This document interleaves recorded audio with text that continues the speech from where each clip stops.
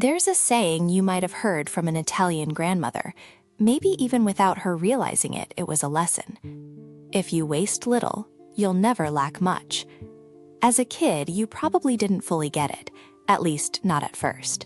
To you, Nonna's habits probably looked careful, not inspiring, just careful. She folded wrapping paper instead of tossing it. She washed out glass jars that most people would have pitched in the trash. She saved tiny pieces of bread everyone else stepped over, like they were useful for something later. And because you were young, you assumed this was simply how older people lived.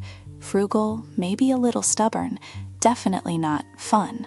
Then years passed, and later when you saw how difficult times could hit, when money got tight, or a job disappeared, or prices climbed, something clicked. You realized those strange habits weren't strange at all. They were how an entire household survived. Because a lot of Italian grandmothers grew up when money was limited. Some remembered war, others remembered the rebuilding after it. Many raised large families with modest incomes, yet somehow children didn't go hungry.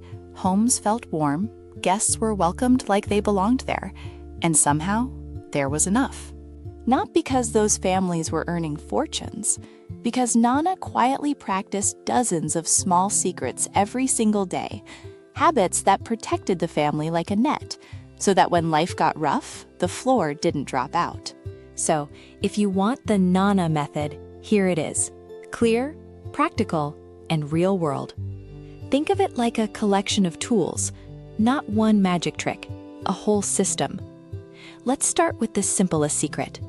Don't shop until you know what you already have. Nonna didn't guess. She didn't wing it. Before she left for the market, she opened every cupboard and drawer. She checked the jars, she checked the bottles, she checked every basket and every corner where things quietly lived. Then, and only then, she wrote a shopping list.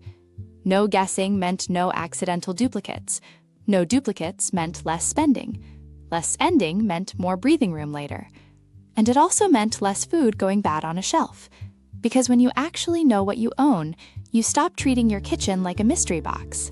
Modern people talk a lot about reducing food waste, but long before it was trendy, Nonna lived it naturally. Bread is not yesterday's problem, it's tomorrow's meal. If you grew up watching Nonna, you probably learned this without being told. Fresh bread belonged to today. Yesterday's bread belonged to tomorrow. Hard bread became soup, breadcrumbs, stuffing, and all sorts of meals that made your family feel like it was turning ordinary things into something special.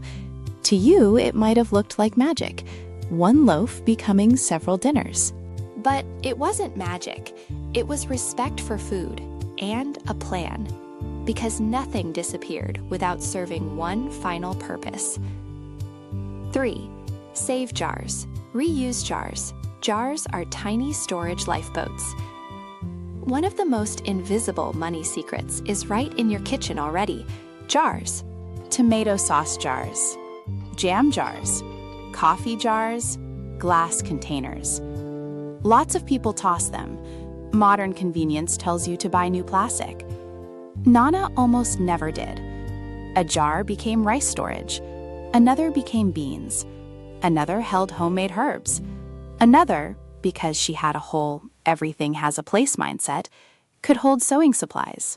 When you already own the containers, you stop paying again for something you already have. And there's an added bonus. Jars make you notice what you've got. If you can see your ingredients, you're less likely to buy what you already own. 4. Cook once, eat twice, or more. Nonna didn't cook like the meal was a one-time event.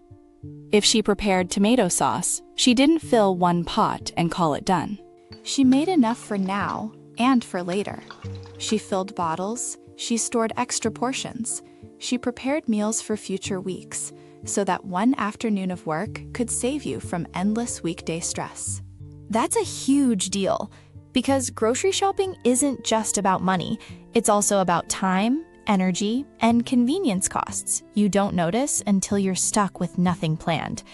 Batch cooking turns "what will we eat" into "we already solved that." 5. Let the seasons set the menu. Nonna also understood something simple. Nature is a better price list than advertising. Summer meant preserving tomatoes. Autumn meant olives and grapes. Winter meant soups. Spring meant fresh greens. Buying strawberries in December wasn't something she even considered because she didn't treat food like an endless inventory. She treated it like a calendar. And when you eat what's in season, you often pay less, and you get better flavor without chasing luxury prices. 6. Herbs don't have to be expensive. Even if you lived in an apartment, Nonna found ways. A small pot outside a window, a few leaves on the sill, basil, rosemary, sage, parsley, mint. Fresh herbs cost almost nothing to grow compared to buying them repeatedly. And once you have them, they transform even simple meals, beans, pasta, soup, rice, into something that tastes cared for. You're not just saving money, you're leveling up your everyday cooking. 7. Leftovers weren't left, they were next. Nonna barely believed in leftovers, not in the way most people mean them, because leftovers weren't trash in her mind. They were tomorrow's ingredients. Roasted vegetables became frittata. Cooked meat became sandwiches. Beans became soup. Rice became arancini. Every meal prepared the next one quietly. So when you sat down to eat, it wasn't just dinner. It was part of a chain. Small steps that kept the household fed and the fridge from becoming a graveyard. 8. Homemade desserts weren't a treat, they were a strategy. Nonna didn't just feed people, she kept them happy. Cookies, cakes, sweet bread. Instead of buying expensive desserts, she baked them herself. You probably noticed that the house smelled amazing. That alone changes the mood. But the financial part matters too. Homemade sweets stretched the budget and kept the kids content, without sacrificing quality. Because the point wasn't deprivation, it was balance. 9. Repair clothes instead of replacing them. Here's another secret that sounds old-fashioned, until you realize how expensive replacement gets. When shirts lost buttons, Nonna replaced them. When trousers tore, she repaired them. When sweaters got worn, they didn't vanish into the donation bin. They became clothes for working in the garden. A lot of money is wasted when you treat damage as the end. Nonna treated it as a pause. Fix it, reuse it, keep the useful things in motion. Hospitality. Never let guests feel like a financial burden. Guests always got coffee, something sweet, fresh bread, sometimes even homemade wine. And visitors, especially people who didn't know the household's habits, often assumed Nonna was generous in the expensive way. But the opposite was true, because most of what guests needed was already prepared at home. Hospitality in her world wasn't about luxury, it was about planning. When you plan well, generosity doesn't require a big wallet.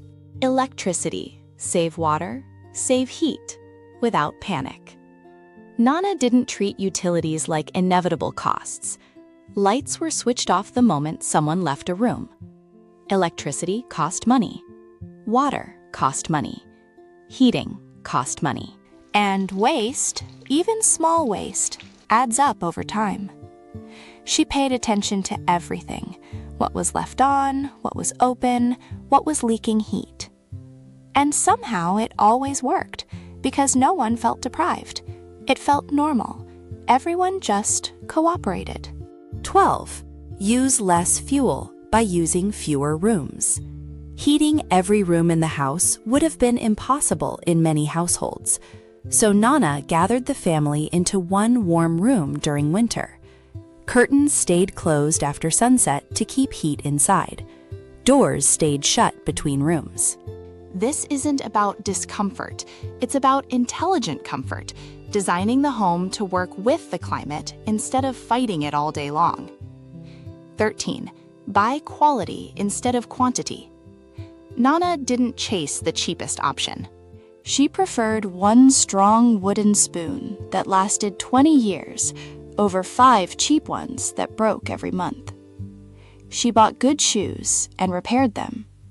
She chose solid pots that survived generations. The logic was simple. Cheap things become expensive when you keep replacing them. Quality was her version of budgeting because it protected you from repeated costs. 14. Freeze almost nothing. Use preservation instead. Before big freezers became common, food had to be used wisely and preserved creatively. Vegetables became soup. Fruit became jam. Milk became cheese.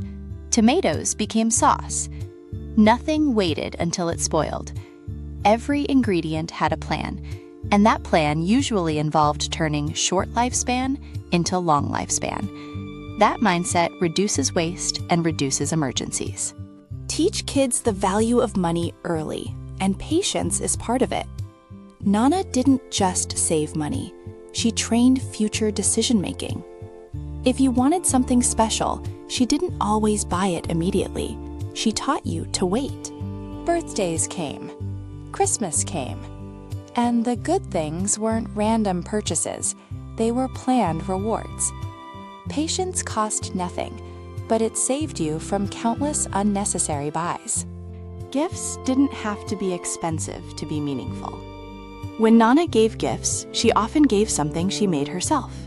A knitted scarf, homemade biscuits, a jar of tomato sauce, fresh olive oil, handmade tablecloths.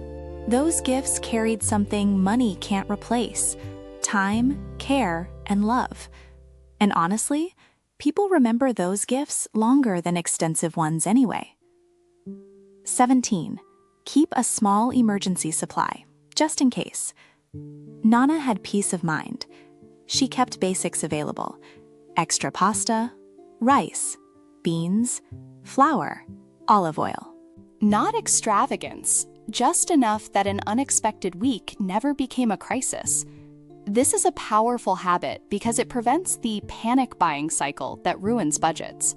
When you're prepared, you don't have to pay extra in stressful moments. 18. Shop late for better prices.